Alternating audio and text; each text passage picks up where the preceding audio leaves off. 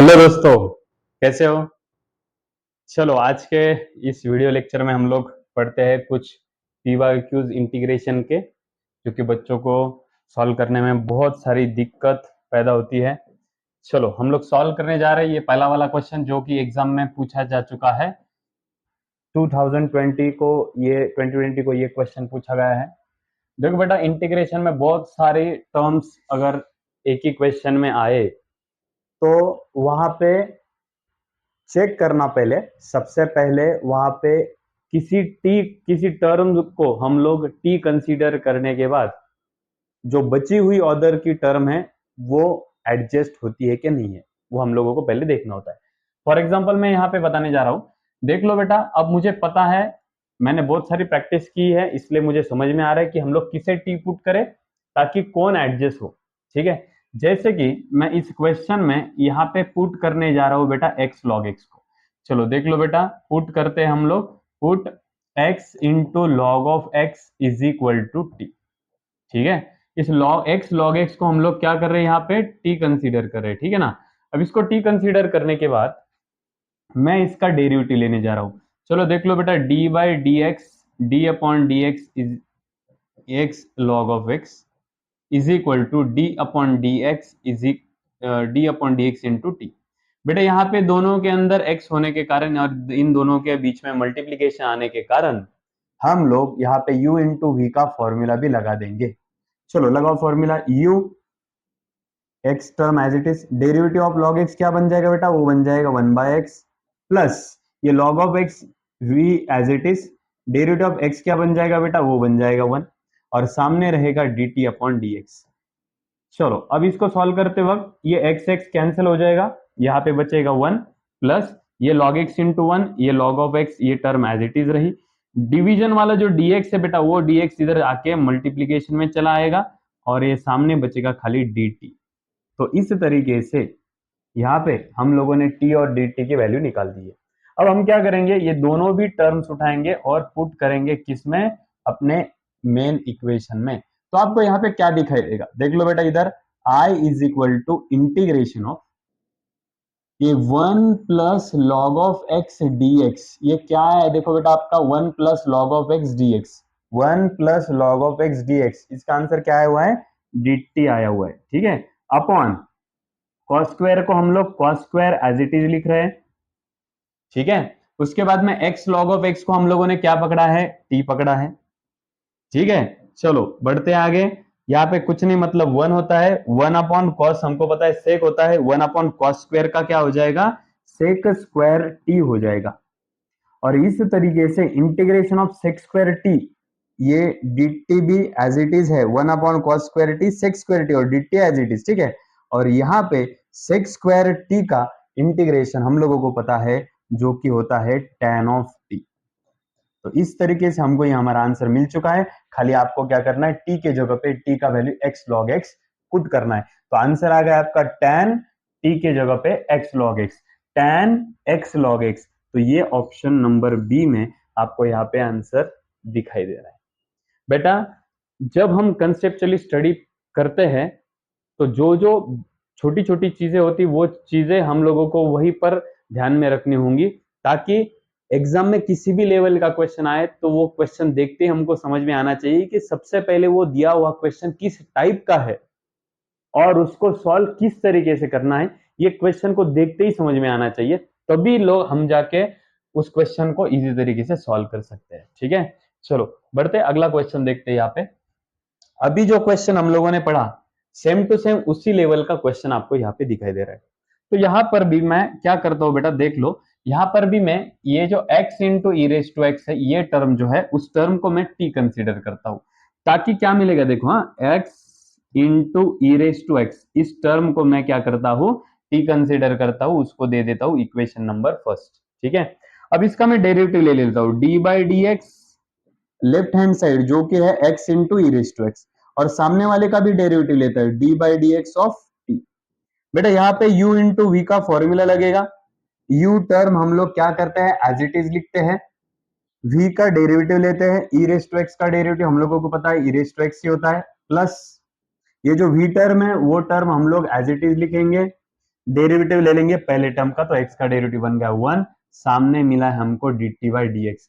देखो ध्यान में रखो बेटा, u इंटू वी का प्रोडक्ट रूल जो होता है u इंटू वी, वो कैसे होता है, u derivative of v plus v derivative of u, u derivative of v, v derivative of u, दोनों के बीच में प्लस। अब ये वाली टर्म और ये वाली टर्म, दोनों भी टर्म में हमको यहाँ पे e raise to X common दिखाई दे रहा है, तो मैं e रेस टू एक्स दोनों में से मैंने कॉमन निकाल दिया है। बचता क्या है यहाँ पे, x प्लस 1, तो वो भी मैं एज इट इज लिखवा रहा हूं। डिवीजन का जो dx है वो इधर जाके मल्टीप्लीकेशन में चला जाएगा, और इस तरीके से सामने बचेगा तो खाली dt। ठीक है, समझ पा रहे हो। चलो बेटा, अब ये इक्वेशन फर्स्ट और इक्वेशन नंबर सेकंड दोनों भी उठाओ और इस इक्वेशन में पुट करो। चलो देख लो, i is equal to integration, बोलो बेटा e raise to X X plus one D X, E raise to X X plus one D X, क्या है बेटा हमारे पास, वो है dt upon upon cos square को मैं cos square as it is लिख रहा हूं, ठीक है, और x into E raise to X को हमने क्या पकड़ा है, x into E raise to X को हमने पकड़ा है t, तो वो यहाँ पे एज इट इज। ठीक है, चलो अब ऊपर कुछ नहीं, मतलब 1 होता है, 1 अपॉन कॉस क्या होता है, हमने पिछले क्वेश्चन में पढ़ा 1 अपॉन कॉस सेक होता है, तो 1 अपॉन कॉस स्क्वायर का बन गया बेटा यहाँ पे सेक स्क्वायर टी। ठीक है, और सेक स्क्वायर टी का इंटीग्रेशन क्या होता है बेटा, सेक स्क्वायर टी का इंटीग्रेशन होता है यहाँ पे tan टी, tan की जगह पे हम लोग tan लिखेंगे, t की जगह पे t का वैल्यू रख देंगे, x into E raise to X plus C. तो इस तरीके से हमारा ऑप्शन यहाँ पर हम लोगों को ऑप्शन नंबर ए दिखाई दे रहा है। इसमें और इसमें फर्क क्या है, यहाँ पे माइनस का साइन है जो कि हमारे आंसर में नहीं आया हुआ है, करके हमारा आंसर यहाँ पे ऑप्शन नंबर सी नहीं है, हमारा आंसर है ऑप्शन नंबर ए। दोनों भी क्वेश्चन बहुत अच्छे थे, एग्जाम में आए हुए क्वेश्चन थे दोनों भी, और दोनों भी क्वेश्चन में हमको किसी को तो भी टी पुट करवाना था। ठीक है, चलो अब अगला वाला क्वेश्चन एग्जाम में आ चुका क्वेश्चन है, बहुत ही इजी, और पिछले दोनों क्वेश्चन से भी ज्यादा इजी ये वाला क्वेश्चन है। चलो अब देख लो बेटा, अब बहुत बार होता क्या है कि सर हमको यही समझ में नहीं आ रहा है कि हम टी किसे पुट करें। ध्यान में रखना, इसके लिए डेरिवेटिव आना जरूरी है बेटा, डेरिवेटिव के सभी फॉर्मूलाज आपको आने जरूरी है। क्या करना बेटा, चेक करना, कोई भी एक टर्म मन में टी पुट करो, उसका डेरिवेटिव लेके देखो मन में क्या होता है, तो अगर उसका डेरिवेटिव दूसरी तरफ एडजस्ट होता है तो समझ लेना उसको ही टी पुट करना है। जैसे कि अगर मैं मान लू यहाँ पे मैं x को टी पुट करता हूं, तो x का डेरिवेटिव तो 1 आ जाएगा, 1 कहाँ पे बेटा, इधर नहीं है।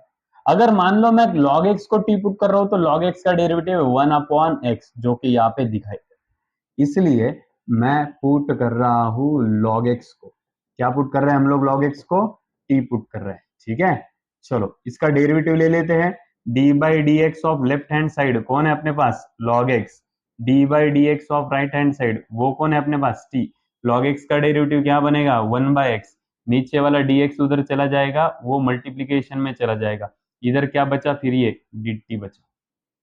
तो इस तरीके से ये दोनों भी जो वैल्यूज है, ये वैल्यूज हम लोग अपने इक्वेशन में क्या करेंगे, पुट करेंगे। चलो देखते हैं क्या होता है। तो i is equal to integration, cos को हम लोग कॉस एज इट इज लिख रहे हैं, log x को हमने क्या पकड़ा है बेटा, log x को पकड़ा है हमने t, उसके बाद में यहाँ पे कुछ नहीं, मतलब 1 होता है, 1 upon x D X, 1 upon x D X, क्या मिला हमें, dt मिला। तो cos t का इंटीग्रेशन हम लोगों को पता है, जो कि होता है sin t plus sec, sine को sine as it is, T के जगह पे हम लोग टी का वैल्यू रखेंगे, टी का वैल्यू हम लोगों को पता है क्या है बेटा, log x है, टी का वैल्यू क्या है, log x। तो इस तरीके से हमारा answer sine of log x ये आ चुका है। साइन ऑफ log x है क्या ऑप्शन में, यस, ऑप्शन नंबर बी में आपको साइन ऑफ log x यहाँ पे दिखाई दे रहा है। देख लो बेटा, पिछले क्वेश्चन की बजाय ये जो क्वेश्चन है उन दोनों क्वेश्चन के कंपैरिजन में ये क्वेश्चन बहुत सिंपल था, लेकिन ये क्वेश्चन एग्जाम में आ चुका है। ध्यान में रखना, हम लोग कंटिन्यूसली दिमाग में ये पकड़ के चलते हैं कि एग्जाम में सभी क्वेश्चन हार्ड आएंगे, तो ऐसा नहीं होता बेटा, सबका दिमाग पकड़ के वो क्वेश्चन पेपर को सेट करते हैं। इसका मतलब कुछ कुछ क्वेश्चंस बहुत देखते ही उसका आंसर आना चाहिए, इस तरीके से छोटे छोटे क्वेश्चन होते हैं। चलो बेटा अगला वाला क्वेश्चन 2010 का है, सॉल्व करते ही 7। अब यहाँ पे मान लो कुछ नहीं, मतलब 1 है, ऐसा क्वेश्चन हम लोगों ने स्टेट बोर्ड में भी पढ़ रखे हैं। ठीक है, अभी यहाँ पे हम लोग क्या करते हैं देख लो चलो अब यहाँ पे हम लोग क्या करते हैं, ये एक्स स्क्वायर को चिपक के जो टर्म है उस टर्म को हम लोग क्या करेंगे, बाहर निकाल देंगे। मतलब एक्स स्क्वायर को चिपक के जो 16 है वो 16 हम बाहर निकालेंगे। क्यों निकालेंगे वो बाद में देखते हैं। चलो यहाँ पे ये 1/16 हो जाएगा। 16 नीचे है तो नीचे ही बाहर निकलेंगे, ऊपर कुछ नहीं, मतलब 1 आएगा। अंदर क्या बचेगा, तो यहाँ पे 1/x² बचेगा, प्लस हम क्या करते हैं बेटा, इसके बाजू वाली जो टर्म वो बाहर निकालते हैं, इसमें से वो नहीं निकलती है, इसलिए इसके नीचे ये टर्म हम लोग क्या करते हैं, लिखते हैं। ठीक है, चलो ये हम लोगों ने स्टेट बोर्ड में पढ़ रखा है। अगर नहीं समझ में आता तो एक काम करो, मल्टीप्लाइड एंड डिवाइड बाय 16 कर दो। मल्टीप्लाई वाला 16 बाहर निकाल दो, डिवाइड वाला 16 दोनों को दे दो, यही ऑप्शन, यही टर्म आपको वहां पे मिलने वाला है। चलो बढ़ते हैं आगे। ये मैंने बहुत सिंपल सा बताया टर्म, एक्स स्क्वायर को चिपक के वाला जो टर्म है उसको बाहर निकालो और दूसरे के नीचे लिख डालो। ठीक है, चलो अब ये क्या हो गया, एक्स स्क्वायर हो गया प्लस, अब ये कैसे स्क्वायर के फॉर्मेट में, तो ये वाला टर्म भी स्क्वायर के फॉर्मेट में हम लोगों को लिखना है। तो बेटा हम लोगों को पता है 9 किसका स्क्वायर होता है, 3 का। 16 किसका स्क्वायर होता है, 4 का। तो 3/4 का स्क्वायर यहाँ पे 9/16 मिल चुका है। ठीक है, अब यहाँ पे देख लो बेटा, यहाँ पे एक फॉर्मूला लगेगा जो कि है integration of 1/x² plus a² dx, और इसका फॉर्मूला हम लोगों को पता है जो कि है 1/a tan inverse of x/a plus c। ये वो फॉर्मूला है। तो हम लोग इसका कंपैरिजन इसके साथ में करते हैं। स्क्वायर को स्क्वायर हम लोग छोड़ देंगे, x का वैल्यू आपको यहाँ से मिलेगा x, यहाँ से भी स्क्वायर को स्क्वायर छोड़ दो बेटा, a का वैल्यू मिल गया आपको यहाँ से 3/4। क्या मिल गया, a का वैल्यू 3/4। चलो आंसर में लिखने जा रहे हैं हम लोग, वापस से बढ़ते हैं अपने आंसर की तरफ। तो ये 1/16 जो टर्म है, ये टर्म मैंने एज इट इज रखा। ये वाला जो टर्म है इसके जैसा दिखाई दे रहा है कि नहीं, सेम टू सेम है, उसका आंसर ऐसा आने वाला है अभी। ठीक है, चलो 1 1, ए को, ए का वैल्यू क्या है, ए का वैल्यू 3/4, ए का वैल्यू क्या है यहाँ पे 3/4। tan इनवर्स को tan inverse as it is, X कौन है बेटा, एक्स ही है, अपॉन ए का वैल्यू क्या है बेटा यहाँ पे 3/4 है, प्लस सी। देख लो बेटा, बाहर का 1/16 मैंने एज इट इज लिखा, ये पूरा टोटल टर्म इस फॉर्मूले के जैसे दिखाई दे रहा है, उसका फॉर्मूला यहाँ पे सामने दिखाई दे रहा है, तो वो फॉर्मूला मैंने यहाँ पे लगा दिया। ठीक है, अब ये 4 1 जा 4, 4 4 जा 16 हो जाएगा, उसके बाद में ये 4 भी ऊपर चला जाएगा। अब जो बचता है वो अपना आंसर है। देख लो बेटा क्या बचेगा, 1 × 1 1, 4 3 जा यहाँ पे बन गया 12, tan इनवर्स को tan inverse as it is, ये 4 ऊपर चला जाएगा, ये बन जाएगा 4x, अपॉन नीचे रहेगा 3 प्लस सी।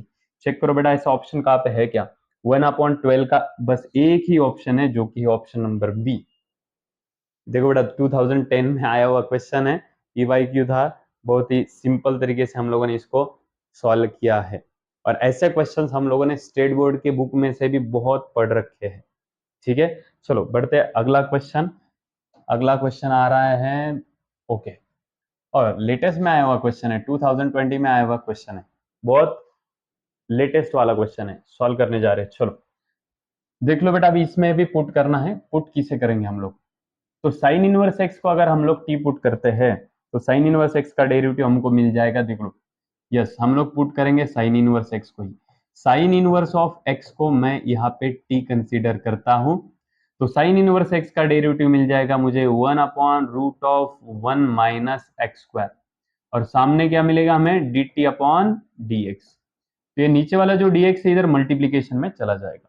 मल्टीप्लीकेशन में चले जाने के बाद 1/√(1 - x²), डिवीजन वाला dx इधर मल्टीप्लीकेशन में, और सामने मिलेगा आपको dt। तो इस तरीके से हम लोगों ने साइन इनवर्स को टी पुट करने के बाद हमको यहाँ पे dt की वैल्यू मिल चुकी है।